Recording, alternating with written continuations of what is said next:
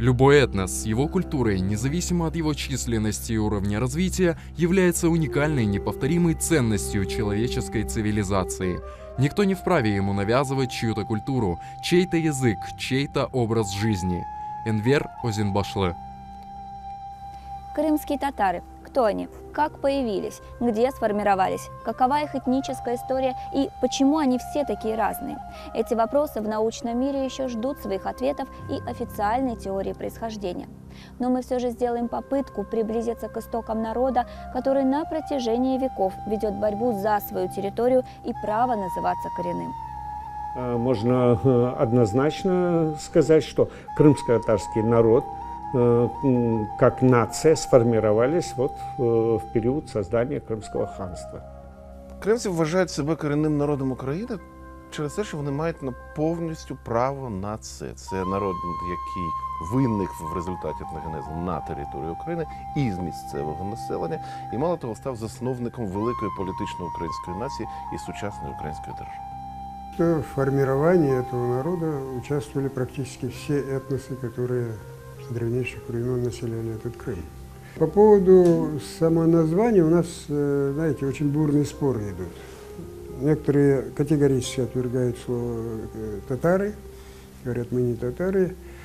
Другие говорят, что не надо отказываться от того, что у нас есть татарские корни тоже, и потом мы в историографии запомнились как крымские татары. Весь мир знает нас как крымских татар. По этому поводу все же ожидали, что Курултай примет какое-то решение, как называть свой народ. И мы тогда дали год или два, по-моему, чтобы на дискуссии. На одном сессии Курултая приняли решение, что Крым, крымские татары, крымские тюрки являются синонимом одного и того же языка, одного и того же народа. Вот к такому решению пришли.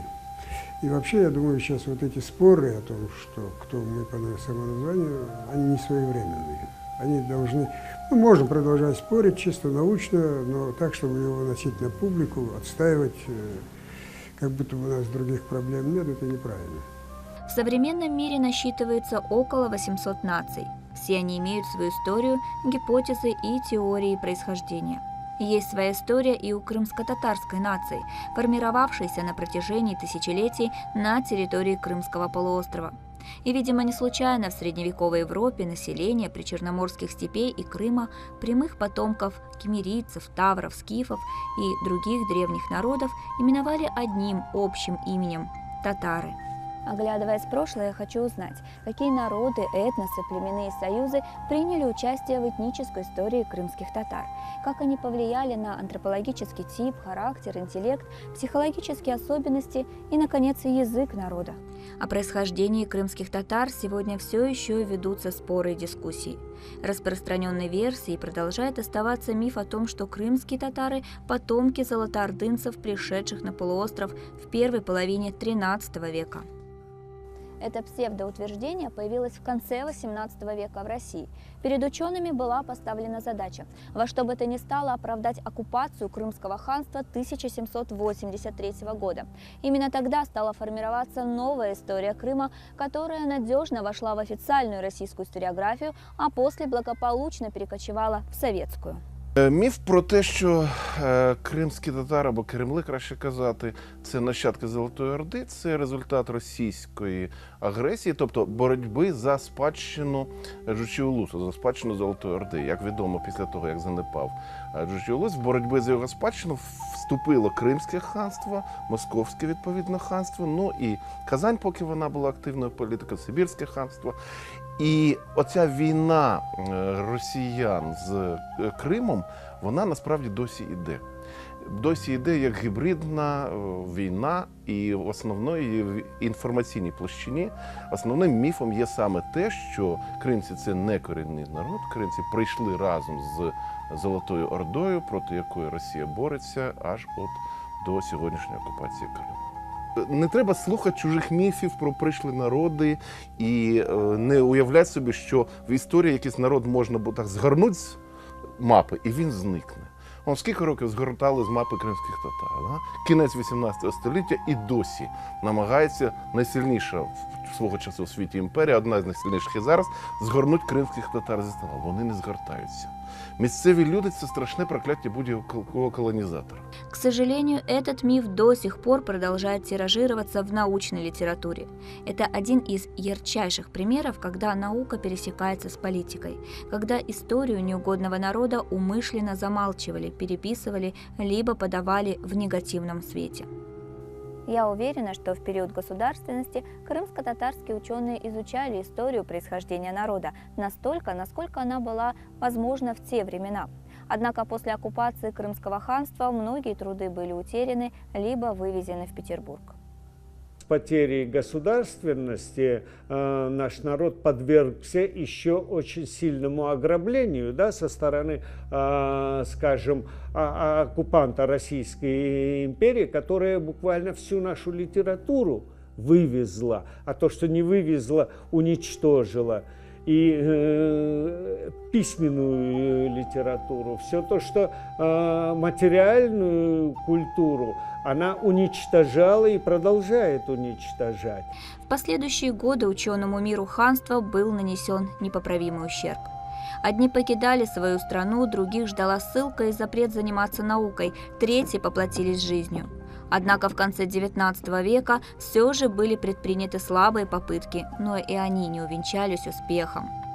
Так сложилась судьба крымско-татарского народа. Крым очень такое привлекательное место, очень многие хотели завладеть, и всегда коренной народ там рассматривался как лишний. Это тоже было при Екатерине. Правда, у нас вот кровавые такие, вооруженные, скажем, были несколько восстаний после присоединения Крымского ханства к России, но в целом, к большому сожалению, значительная часть крымских татар предпочла эмиграцию.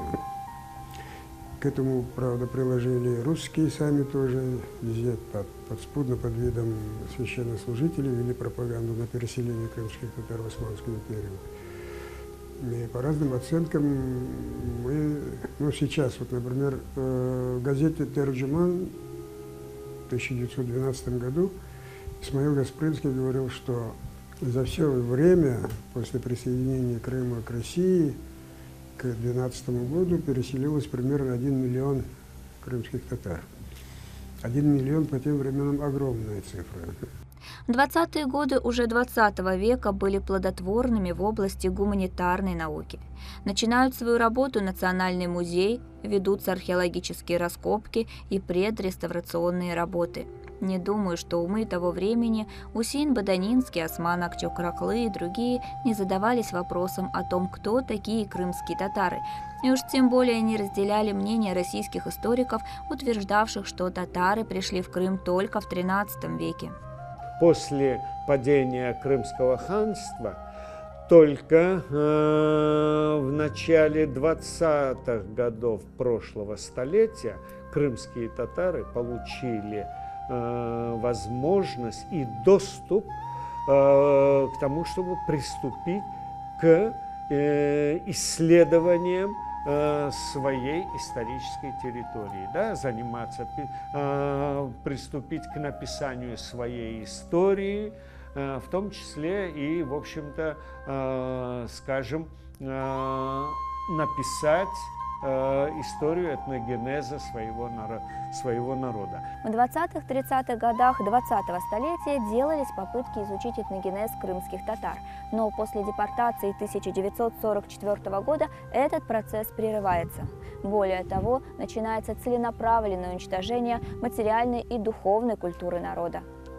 На полуострове переименовывается историческая топонимика и, собственно, наступает период полного забвения народа, так как советская власть буквально наложила табу на изучение истории крымских татар, а его представителям в местах депортации долгое время вообще запрещалось обучение в высших гуманитарных учебных заведениях.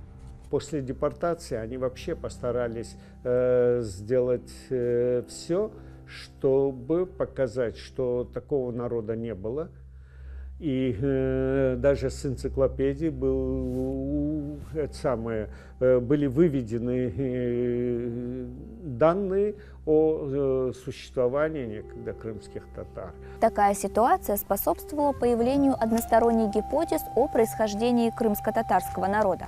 Другими словами, фальсификаторы за исходную точку отсчета брали события, связанные с ордынским периодом, который по существу являлся лишь этапом многовекового сложного исторического процесса.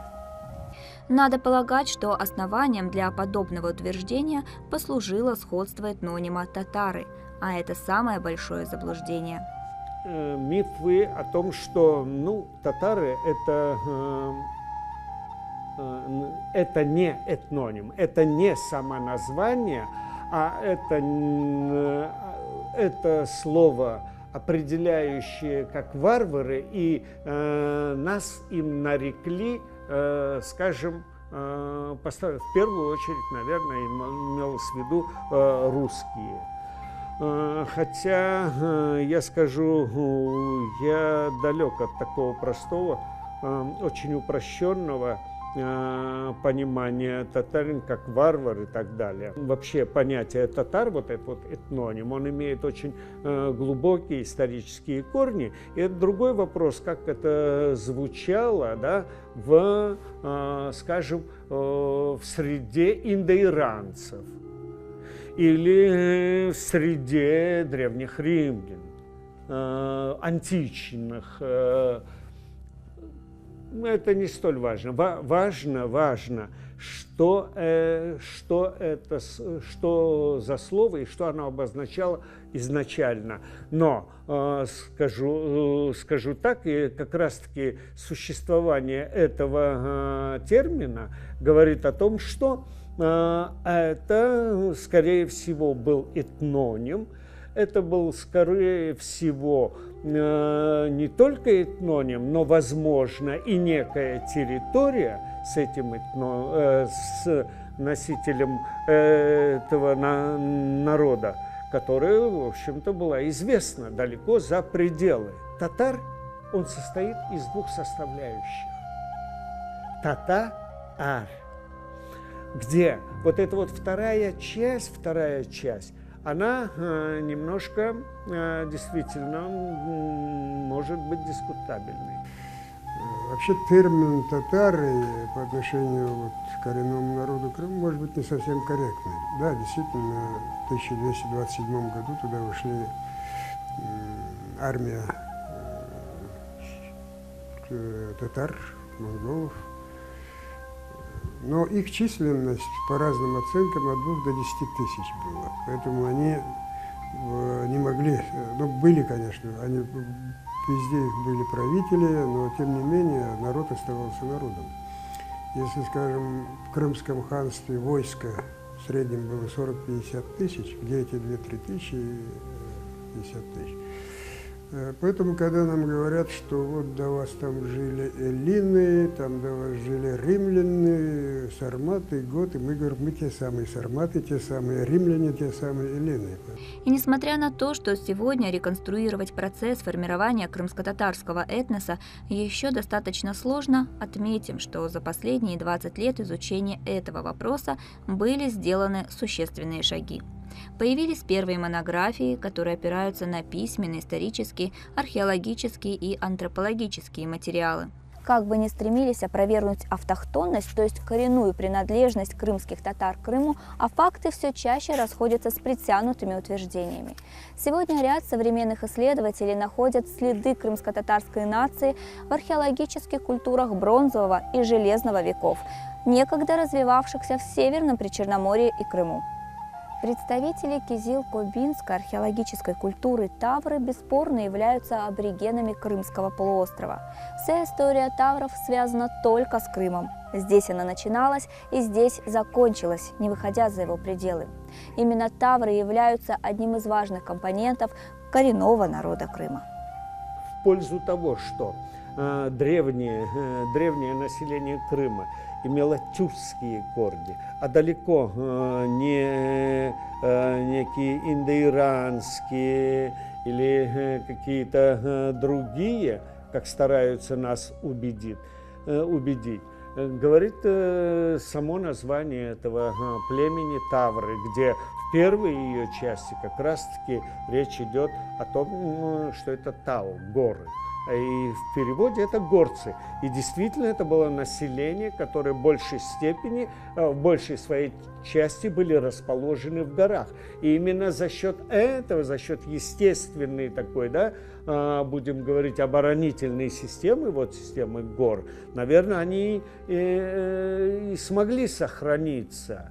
И не только сохраниться, но и, собственно говоря, выступили тем основным корнем, да, к которому прививались все те другие народы, и кто приходил, старался завоевать и так далее, они, завоевывая, со временем приходили в упадок и растворялись вот в этом, скажем, основном стержневом этносе, именуемом Таврой. Тавры, а именно так именовали их ближайшие и дальние соседи, согласно археологическим исследованиям, известны с X века до нашей эры. Они заселяли горные и предгорные районы полуострова и бесспорно оставили свой след в культуре народов Крыма, в том числе материальной. Нередко скифские, эллинские, а затем и крымско-татарские селения поднимались буквально на фундаменте таврских городищ и крепостей. К сожалению, почти ничего не известно о языке, на котором говорили тавры. Но и у тавров были свои предки, носители срубной культуры. Как показал недавний археологический материал, керамический комплекс и погребальный обряд тавров генетически связан с позднесрубными крымскими памятниками. Более того, есть предположение, что некоторые позднесрубные племена перешли к кочевому образу жизни и стали известны под именем киммерийцы. Киммерийцы и тавры имеют общие родственные корни, но при этом они никогда не смешивались между собой. Киммерийцы известны с X по VII век до нашей эры, и если тавры никогда не выходили за пределы полуострова, то киммерийцы занимали обширную степную территорию между Доном и Днестром, степную часть Крыма и Тамани. Следы киммерийцев сохранились в топонимике Крыма – Киммерия, Боспор Киммерийский, Киммерик и прочее. Историкам до сих пор неизвестно, как киммерийцы называли сами себя. Также неясна проблема языка киммерийцев. Они освоили железо и были хорошими воинами. Известно, что на закате своей истории они дважды вторгались в Малую Азию и даже владычествовали над большей частью ее территории. Некоторые исследователи утверждают, что в первой половине VII века до нашей эры часть этого народа покинула территорию Северного Причерноморья в силу начавшихся природных катаклизм. Это была засуха. Но на полуострове к этому времени потомки киммерийцев уже успели стать составной частью таврского и скифского народа, частью генофонда Крыма и ближайших областей. В VII веке до нашей эры в Крыму появился наиболее известный в древней истории племенной союз – скифы. Персидские источники их называют саки. В отличие от тавров и киммерийцев, прародиной скифов был Алтай – колыбель тюркских народов. Об этом свидетельствуют уникальные находки скифских мумий в Алтайском крае.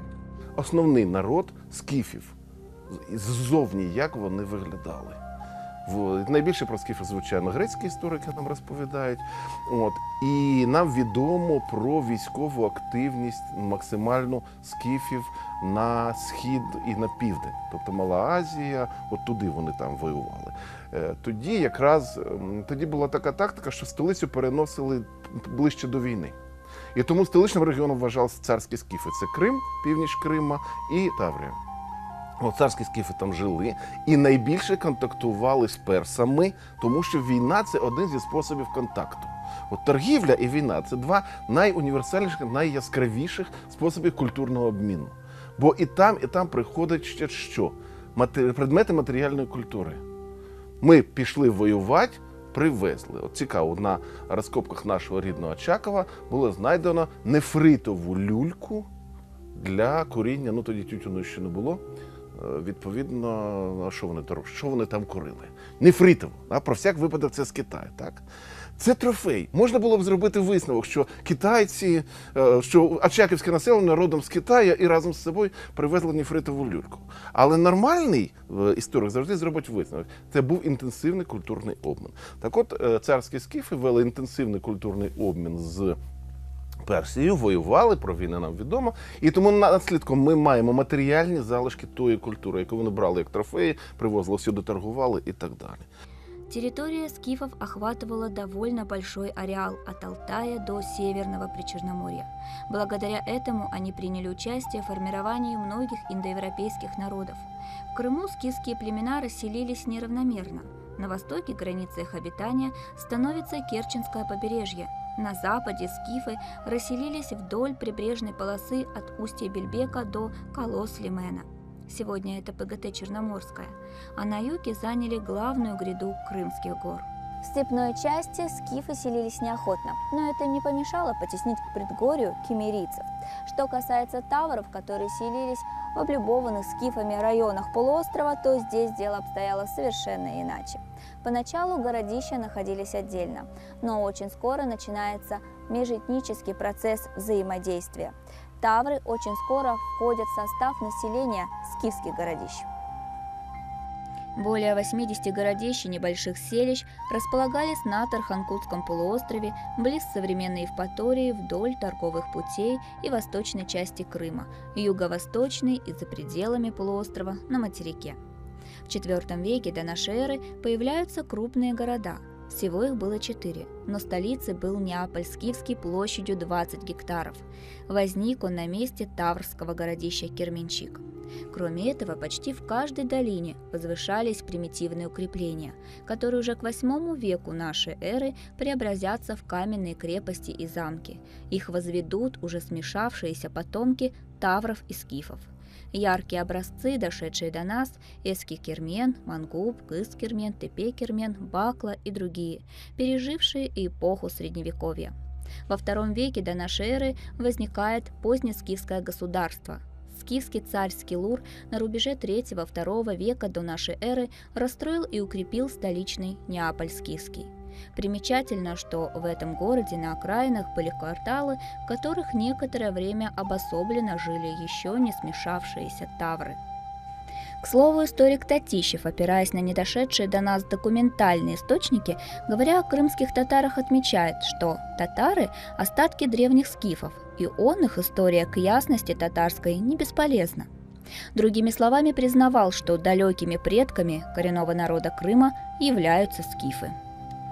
Около VIII века до нашей эры на Крымском полуострове появляются небольшие поселения рыбаков и торговцев, принадлежавших эллинам из Милета, самого могущественного и богатого города Малой Азии. А уже через 100 лет на месте небольших факторий возникают города с эллинским населением. На берегу обширной бухты в 600 году до нашей эры милетцы основывают город Феодосия. А затем в самом узком месте Керченского пролива разрастается красавец Пантикопей. На юге и юго-западе эллины облюбовали древние стоянки тавров. На одной из них в 422 году до нашей эры выходцами из Гераклеи Понтийской закладывается город Херсонес. Вскоре по соседству с таврами селятся в небольшой уютной бухте Сюмбулон-Лимен, сегодня мы ее знаем как Балаклава. На западном побережье появляется Колос-Лимен. Но самой крупной и самой древней факторией эллинов остается Киркинетида. Она возникла за 100 лет до Херсонеса. Но древнего городища не сохранилось. Сегодня на ее месте находится город Евпатория, именуемый крымскими татарами Кизлев. Постепенно эти города подчиняют своему влиянию всю береговую полосу. Первые межэтнические контакты между эллинами и местным крымским населением были исключительно экономические и достаточно сдержанные. Эллины считали коренное население варварами, им была чужда их культура, и, естественно, они их опасались, так как туземцы превосходили их как по численности, так и по военной мощи. Собственно, эллины так никогда и не продвинулись вглубь полуострова, они всегда жили в прибрежной полосе. Более интенсивные интеграционные процессы между колонистами и местным населением, а это, как мы видели, тавроскифы и киммерийцы, проходили в восточной части Крыма.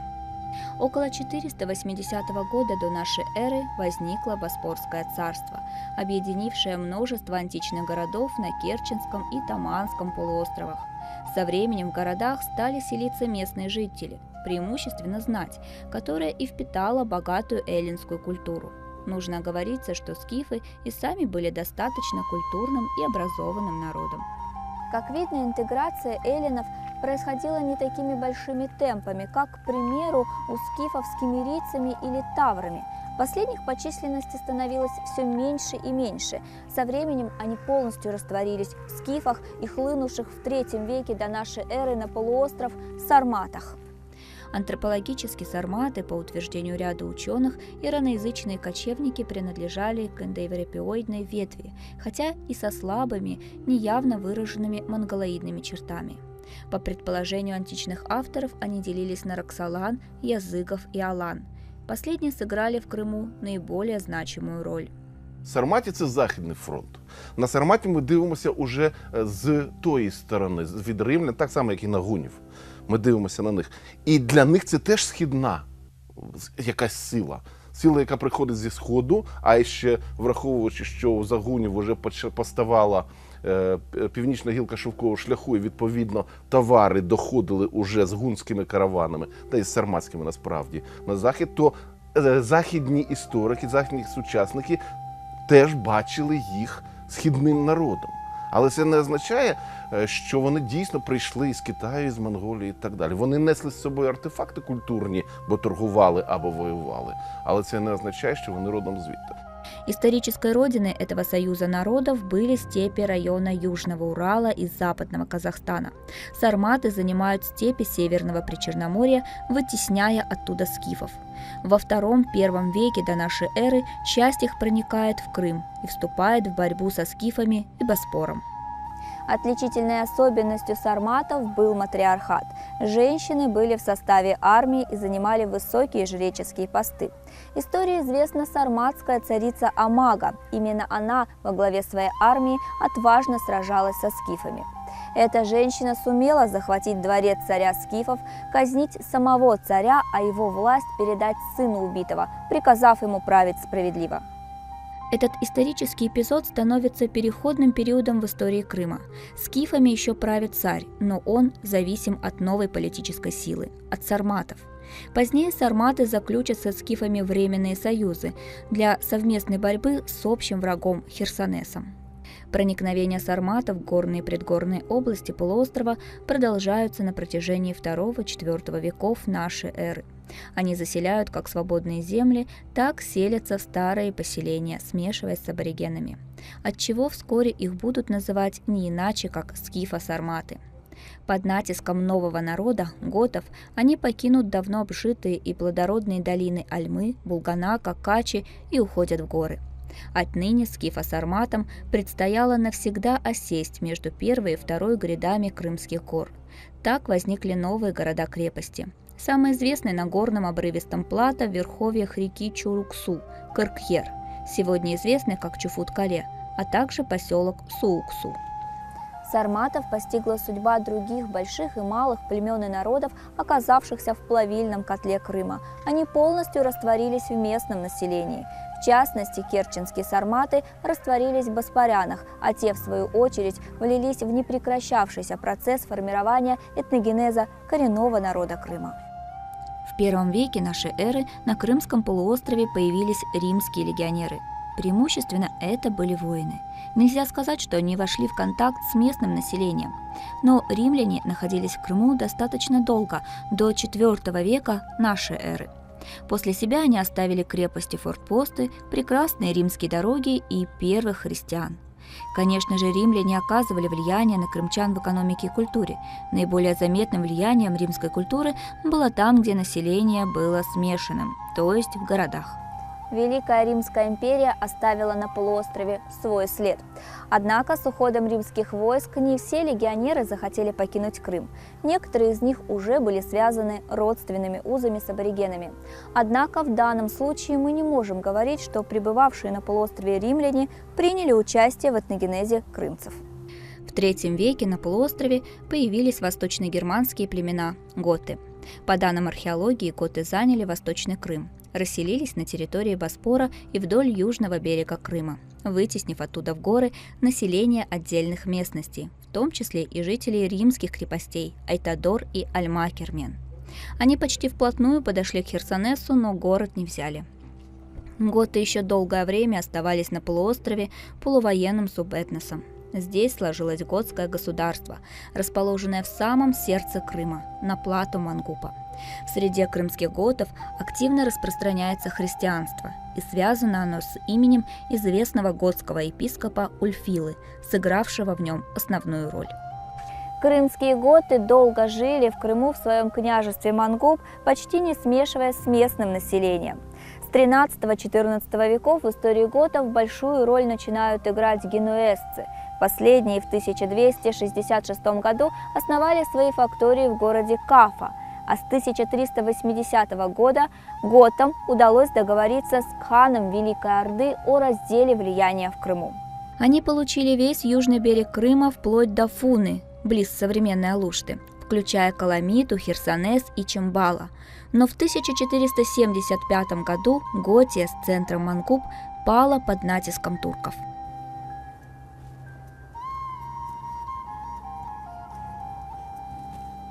И если в городах Готии проживало смешанное население, то основная масса готов-крестьян к XV веку не подверглась ни эллинизации, ни тюркизации.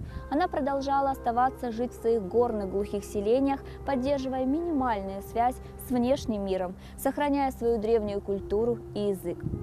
Следы готов и сегодня ярко видны в типажах потомков готов, крымских татар, от Кокоза, Узенбаша до Ускута. Можно сказать, что готы завершили в Крыму период античности.